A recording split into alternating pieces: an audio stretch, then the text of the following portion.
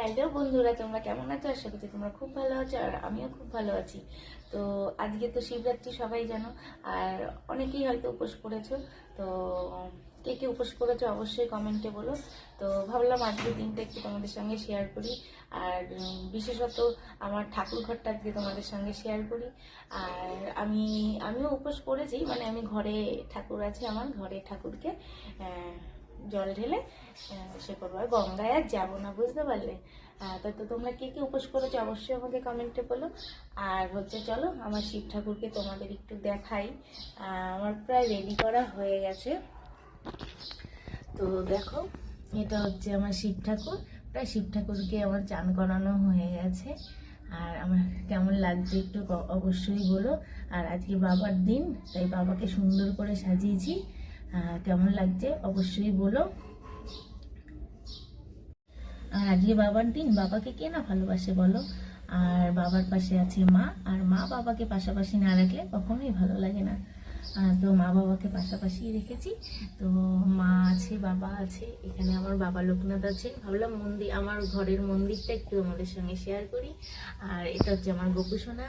তো আমার গোপুসোনাকে কেমন লাগছে অবশ্যই কমেন্টে বলো। আর এখানে আছে লক্ষ্মী গণেশ, আর এখানে আছে লক্ষ্মী নারায়ণ। আর আমার গুরুদেব আছে ওপরে। একটু সব পুরোটাই তোমাদেরকে দেখালাম। এটা হচ্ছে আমার ছোট্ট একটা মন্দির। তো যাই হোক, আমার কাছে মন্দির স্বর্গ যা বলতে পারো সব কিছু। তো এখন মোটামুটি রেডি করা সব হয়ে গেছে। এখন আমি খেতে দিইনি ঠাকুরকে, তো একটু তুলে নিলাম, আগে সাজিয়ে নিলাম, সবাইকে সাজিয়ে নিয়ে এবার খেতে দেবো ঠাকুরকে।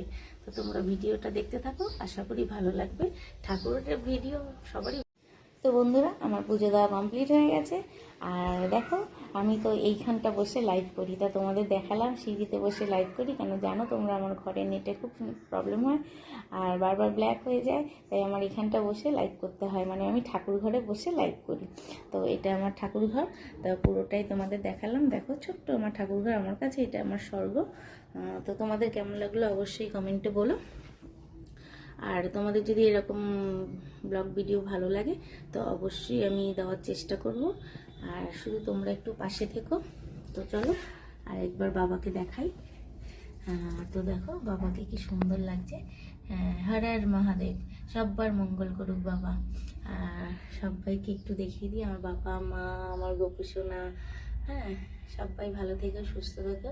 এইভাবে আমাকে একটু ভালোবাসা দিয়ে পাশে থেকো। তো এটাই বলার ছিল। তো টাটা।